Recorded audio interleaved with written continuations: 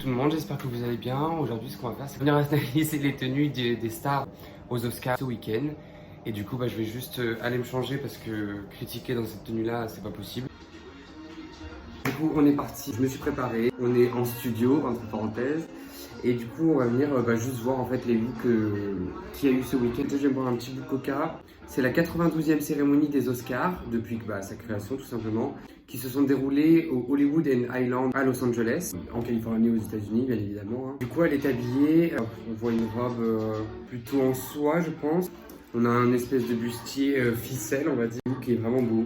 On a l'impression qu'il y a des petites étoiles qui sont accrochés en fait aux ficelles. La coiffure on voit pas trop mais sur le look on valide. Moi je trouve que c'est plutôt pas mal. N'hésitez pas aussi à réagir en commentaire si vous avez aimé les looks ou alors pourquoi vous ne les avez pas aimés. Là sur ce look je trouve qu'elle est plutôt pas mal. Penelope Cruz. On est sur une robe Chanel. Donc bon classique, Chanel couture. Du coup le rappel, moi je trouve j'aime vraiment la maison Chanel. Le rappel de la petite camélia. N'hésitez pas à me redire si c'est pas ça, mais le petit rappel de la camélia qu'on a sur le dessus des seins, Chanel, quoi, c'est la maison Chanel tout simplement. Le collier de perles qui se retrouve au niveau des hanches, c'est vraiment aussi signature Chanel. Et après du coup au niveau de la robe en elle-même, le noir, qui est une couleur préférée, une des couleurs préférées de Chanel, donc on est vraiment dans le look. Puis le look Oscar aussi tout simplement. Toutes les personnalités autour des films et qui va leur servir en fait à recevoir en fait des prix par rapport justement à leur jeu d'acteur ou à leur travail tout simplement. Du coup là on passe à Sigourney Weaver. Les gens je suis désolé mais les prénoms non c'est pas possible. Et du coup on est sur une robe verte. Dure couture, plutôt pas mal, on est sur un look plutôt classique aussi. Pour une cérémonie d'Oscar de remise des prix, je trouve que c'est plutôt pas mal. Il ne faut pas être vraiment dans l'extravagance, on n'est pas sur un gala, par exemple comme le gala du Met, qui est vraiment quelque chose où il faut vraiment envoyer. Mais là non, j'aime vraiment le style, plutôt classique et ça passe bien. Alors, on passe du coup à Sandra Oh, qui avait une robe vraiment très belle. La marque, je ne sais pas. J'arrive pas à reconnaître visuellement en fait les détails puisqu'en fait c'est comme ça que j'arrive un peu à voir depuis le début de la vidéo tout simplement que j'arrive à voir en fait le look, c'est que il y a des détails qui rappellent en fait les maisons de couture. On a des roses en bas, peut-être du Dior, voilà, quelque chose d'assez ouvert au niveau du bustier, une robe vraiment belle pour les Oscars, voilà, on est total dans le look, donc très très bien aussi. Alors du coup cette personne là je ne la connais pas. On va venir parler Harry Potter, pardon. La tenue, comment dire, j'ai pas lu d'article dessus, donc je ne sais pas s'il a voulu interpréter quelque chose ou revoir avec un créateur pour représenter quelque chose, mais du coup, non, pas du tout. Le look, peut-être un peu Versace, je sais pas. Je sais pas du tout ce qu'il a voulu représenter, mais la robe, non. Et le bustier non plus. Les chaussures encore moins. Les looks qui sont un peu excentriques, surtout un homme en plus quand il met des vêtements de femme, on va dire des robes ou des choses comme ça. Mais là, non, j'ai pas trouvé que c'était super intéressant à voir. Je sais pas, vous me direz si vous avez plus d'informations sur ça. Du coup, là, on va maintenant passer à Brad Pitt. Bon, un look classique pour les Oscars. De toute façon, pour les hommes, le look Oscar qui passe toutes les années et qui, on va dire, est devenu un intemporel. Voilà, tout simplement. Et du coup, pour la petite anecdote, il a décerné son Oscar, le second rôle qu'il a joué dans Once Upon a Time in Hollywood, à ses enfants, pour ce second rôle du coup qu'il a joué. C'est tout à son honneur, tout simplement, fidèle à lui-même, de toute façon, il n'y a pas plus à dire. On va passer maintenant à Billie Eilish, qui avait une tenue, look total Chanel, on le voit déjà par le fait qu'il y ait marqué Chanel sur ses mains. Le fait aussi qu'il y ait les petits écussons Chanel tout simplement. Après si on veut vraiment savoir quelle marque c'est, on voit qu'au niveau déjà du tissu, le tweed si je dis pas de bêtises, qu'elle porte c'est typique de la maison Chanel. Après on a la veste intemporelle qui a été revisitée, je pense pour elle, dans un style un peu plus large, qui va venir rappeler aussi l'univers de chez Chanel.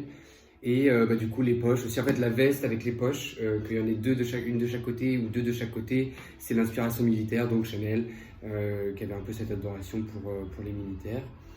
Et du coup après même les boutons, le positionnement des boutons, Le tout vraiment est un rappel à Chanel.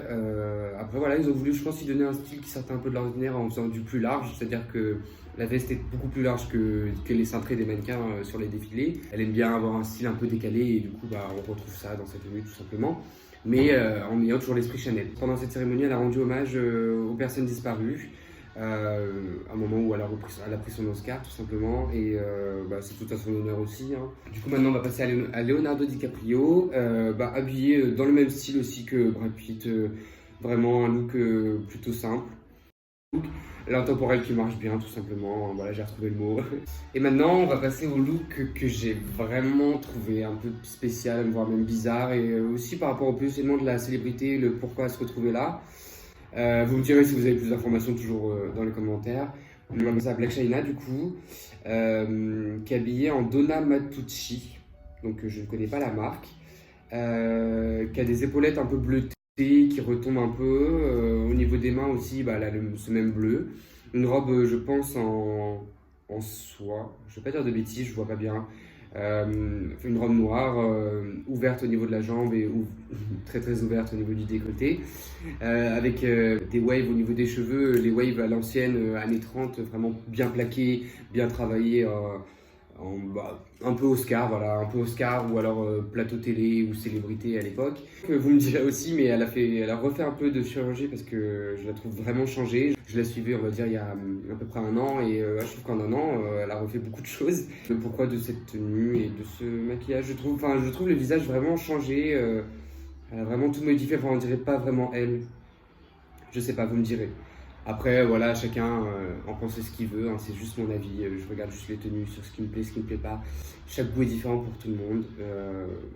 Je vous laisserai juger par vous-même aussi, hein.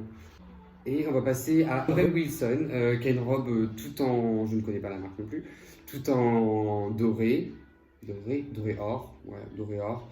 Vraiment belle. La coiffure aussi, non, très très belle. Il n'y a pas vraiment de critique à faire.